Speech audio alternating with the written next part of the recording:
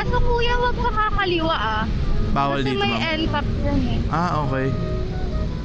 Diretso na lang, tas sa loob na lang po daan. Opo. Wala kasing signage eh, oh, Oo. na no left turn. Yung kuya ko kasi natin ako papasok. Opo.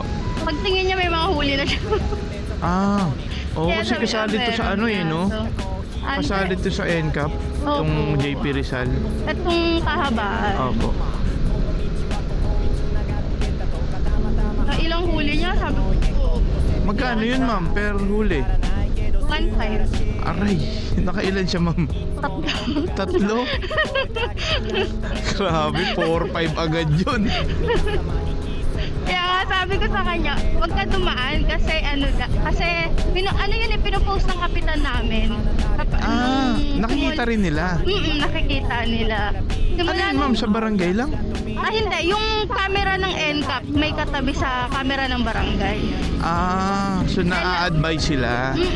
Laging nakamonitor yung kapitan namin. Sabi ko sa kuya ko, huwag kang dumaan dyan kasi baka mahuli ka. Tapos Sabi niya, pag-check niya, okay lang daw, nasa uli pa yung pagsisisi. Nagsisi na siya. Sabi niya, 4-5, yung sakit eh.